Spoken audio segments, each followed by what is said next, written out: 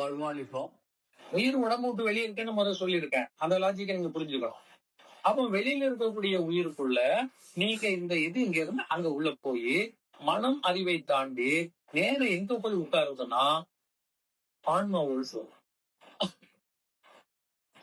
அப்ப இந்த ஆன்மாவோடு இது சேர சேர எதுக்கு வேல்யூ கம்மி ஆயிரும்னா மனதிற்கு முதலாவது வேல்யூ போயிடும். மனம் வச்சிருக்கிறதெல்லாம் ஒண்ணுமே இல்லாம போயிடும். நீங்க பாத்தீங்கன்னா நம்ம ஆள்கிட்ட ஒரு கெத்து இருக்கும்.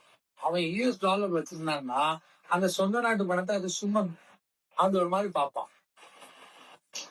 ஏன்னா யூஎஸ் டாலருடைய வேல்யூ வேற. இப்ப சிலோன்காரங்கள்ட்ட நீங்க யூஎஸ் டாலர் காட்டி சிலோன் மணி காட்டினீங்கன்னா அது ஒண்ணுமே இல்லை.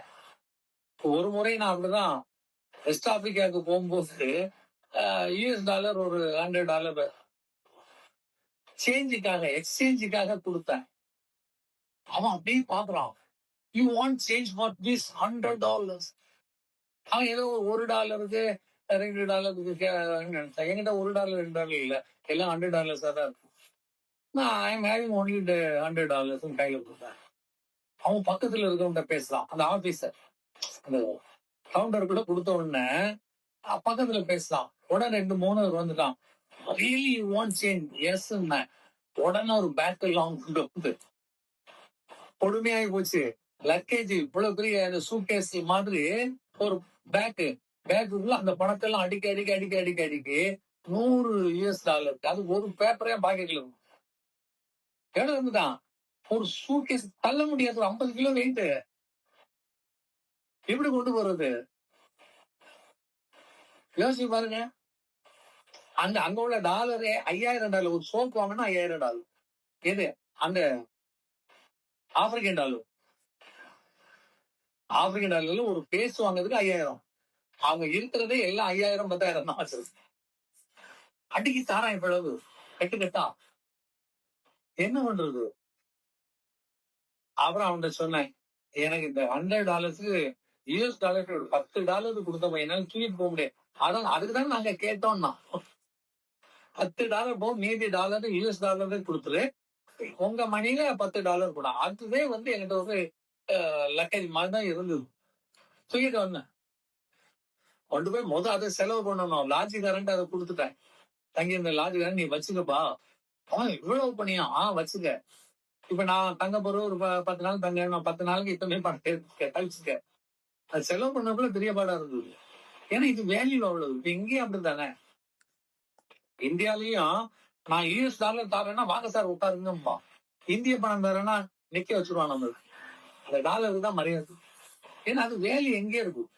அதே மாதிரி இந்த உயிரினுடைய டாப்பஸ், அதனுடைய ஆன்டி போல்ஸ் எதுன்னா ஆனா அது வேலையை செய்ய. அதான் அங்க சித்தர்கள்ட்ட ஞானிகள்கிட்ட மிகப்பெரிய ஆற்றல் இருக்கும். அவங்கள்ட்ட இருக்கக்கூடிய போல்ஸ் மாதிரி யார்ட்டையும் கிடையாது. ஆனா வேலையே செய்ய மாட்டாங்க. சுருண்டு சோம்பேறியா இருப்பான். அடக்கம் ஒரு ஆட்டம் மாதிரி. ஆட்டம் பாக்குறதுக்கு ரொம்ப சின்னதா இருக்கும், சாதாரணமா இருக்கும் ஆட்டம். ஆனா வெடிச்சிட்டுதுன்னா ஊரையே கொளுத்திரும். அந்த மாதிரி அந்த ஆன்மா பொருள் எப்படி இருக்குன்னு சொன்னீங்கன்னா அடங்கி அது இறைச. அதுல போய் இது ஒளி. ஏன்னா இது இறைவாக்கு தானே, அடுத்தவங்களும் இல்லை. நல்லா சிந்திக்கணும். இப்ப நம்ம ஆளுகள் அதுவே ஒரு கணக்கு சொல்லிட்டாங்க, இது இவரு எழுதுனது தானே. ஆமாப்பா, நான் எழுதினமோ உனக்கு தாரேன். அப்புறம் என்ன சந்தேகம்? இல்லை, இறைவாக்குன்னு போட்டிருக்காரு, இவருதானே இருக்காரு. அப்ப உனக்குலாம் அந்த இறைவதம் பயன்படாது. முதல்ல அந்த நம்பிக்கை வரணும். Faith is must. Without faith you can't achieve anything. நல்ல சொன்னீங்க. Faith இல்லையா? faith இல்லாதவனுக்கு இருக்கு. faith இல்லாம பைத்தியக்காரன். இப்போ அது ஆன்ம பொருள்ல போய் உட்கார்ந்துருக்கு. ஆன்மாவுக்கு மேல உட்கார்ந்து கொஞ்சம் சிந்திச்சு பாருங்க. டாப்புக்கு போயிட்டு இப்ப அதுக்கு மனம்லாம் எப்படி இருக்கும்? சூசி மாதிரி இருக்கும். மனதை பத்தி ஒண்ணுமே சட்டை பண்ணாது. இப்ப அந்த மனதில் இருக்கக்கூடிய பதிவுகள் எல்லாம் என்ன ஆயிரும்னா வேல்யூலெஸ் ஆயிட்டே இருக்கும். வேல்யூலெஸ் ஆயிடும். கர்மா ஃபாஸ்டா போகும். இப்போ ஒருத்தர் நடந்து போறது ஒரு 200 கிலோமீட்டர் தாண்டணும்னா நடந்தே பை வாக்ல போனான்னா 1 ஹவருக்கு 5 கிலோமீட்டர்னா எவ்வளவு நாள் ஆகும்? இப்ப அதே 20 கிலோமீட்டர்ஸ், அதே 50 கிலோமீட்டர்ஸ் இல்லையா? இப்ப அதே 100 கிலோமீட்டர்ஸ் 120 கிலோமீட்டர் அது 1 ஹவர் சில்லறையில ஈஸியா போயிடுவான். அதே மாதிரி இது டாப்ல போய் போகும்போது இங்க இருக்கக்கூடிய மனப்பதிவுகளுடைய அந்த வேகங்கள் எல்லாம் அப்படியே ஸ்டார்ட் ஆயிட்டே இருக்கும். பார்க்கலாம் நாள் ரொம்ப சீக்கிரம் போன மாதிரி உங்களுக்கு இருக்கும். வரக்கூடிய சிக்கல் எல்லாம் கலந்து போயிடும். உங்களை டிஸ்டர்ப் பண்ணாது. இப்போ நமக்கு நாள் எப்போ என்னப்பா நாளே போக மாட்டேங்கன்னு சொன்னா அது அறுவையா அவஸ்தையா இருந்ததா? ஒரு கடன்காரனுக்கு பயந்து நீங்க இருந்தீங்கன்னா நேரம் போறதே தெரியாது. என்னப்பா 1 மணி நேரத்துல வர்றேன்னா இவ்வளவு நேரம் ஆச்சு, வந்து என்ன சொல்ல போறானோ, ஏது பண்ண போறானோ பயந்துகிட்டே இருப்பீங்க. டைம் இழுத்துட்டே இருக்கும். இப்ப இதே நம்ம கையில எவ்வளவு இருக்குது? 5 crores இருக்குது. இப்ப இதை ஸ்பெண்ட் பண்ண போறோம்னா ஒரு நாள் பறந்துரும் இல்லையா? அப்ப மனம் என்ன ஆயிடுச்சுன்னா அதனுடைய இயக்க சக்தியை வேகப்படுத்தும், சீக்கிரமாக முடிப்பதற்கு. ஏன்னா ஆன்மா தயாராகிடும். நீங்க நல்லா சிந்திக்கணும். ஒரு பஸ் நிக்குது, விஐபி ஏறி உட்கார்ந்தாச்சு, மத்தவங்க எல்லாம் வெளியே நிக்கிறாங்க, விசில் அடிக்க ஆரம்பிப்பாங்க. வாங்க சார் வந்தாச்சு, பிரின்சிபால் உட்கார்ந்துட்டாரு, ஸ்டூடெண்ட்ஸ் எல்லாம் கம் கம் கம், டீச்சரை சத்தம் போடுவாங்க, பிள்ளையெல்லாம் கூட்டுவாங்க, பிரின்சிபாலுக்கு உட்கார்ந்து கிளம்புவோம் இல்லையா? துரிதப்படுத்தப்படும். அப்ப நம்முடைய ஆயுள் நிலை என்ன ஆகும்? கர்மா, கஷ்டங்கள், நஷ்டங்கள் எல்லாம் அப்படியே இத்து போய் ஆன்மா தயாராயிடுச்சு. ஆன்மாக்கு என்ன கிடையாது? அவஸ்தை கிடையாது. ஆன்மாக்கு வேதனை கிடையாது. அப்ப இதெல்லாம் அதை தொட முடியாது. இந்த பதிவுகள் உயிர்ல இருக்காது. அதாங்க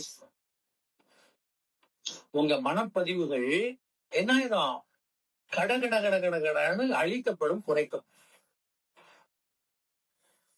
நீங்க மண்ணை தாண்டுகிற பொழுது அந்த மனம் விழுந்து விடுது. இப்ப இதுக்கு இடையில உங்களுக்கு என்ன தேவைப்படுகிறதுனா இந்த புது கர்மா வராம இருக்கும். இது இந்த இறைவேதம் உள்ள போய் ஏதோட ஆன்மாவோட தங்கிக்கிட்டதுன்னா அது இந்த கோர்சஸ் தான் பண்ணிட்டு இருக்கும். இன்டீரியரா தான் அது ஒர்க் பண்ணிட்டு இருக்கும். எக்ஸ்டீரியர் அவுட்டர் இருக்குது இல்லையா? இந்த அவுட்டர் சக்தி இப்ப நீங்க மத்தவங்களோட பழகுறது, வெளி உலக இந்த மாதிரி உள்ளதெல்லாம் புதுசா கர்மா உள்ள ஏறக்கூடாது. இந்த புது கர்மா உங்களுக்கு வராம இருப்பதற்காக யார் சப்போர்ட் பண்ணுவாங்க? இப்ப நான் இருக்கிற வரை உங்களை நினைக்கிற போது நான் அதை மாற்ற முடியும். உங்களை யாராவது கெடுக்க வர்றாங்க, துன்பப்படுத்த வர்றாங்க, ஏன்னா எனக்கு அந்த நினைவு வந்துன்னா அது வேண்டாம்னா அவங்க காணாம போயிடும்.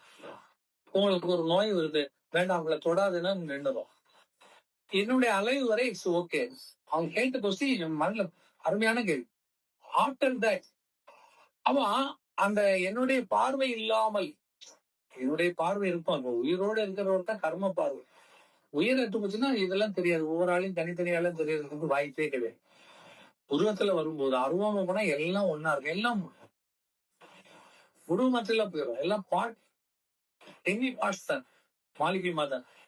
அப்ப இந்த உருவம் இருக்கணும். உருவம் இருந்தாதான் உணர்வு வரும், ஆசை வரும், ஒருவருக்காக உதவுறதுக்கு எண்ணம் வரும், இதெல்லாம். அதனாலதான் உருவம் எடுக்கப்படுது. ஏன்னா கர்மால நீங்க இருக்கும்போது உங்க கூட வந்தாதான் மாற்ற முடியும். இப்ப இல்லாத போது என்ன ஆகுதுன்னா உங்களுக்கு புது கர்மா நீங்க செய்யாம இருக்கிறதுக்கு தான் யார் சப்போர்ட் பண்ணுவாருன்னா இப்ப இந்த 3 சிக்கல்களை கொடுத்துருக்காங்க.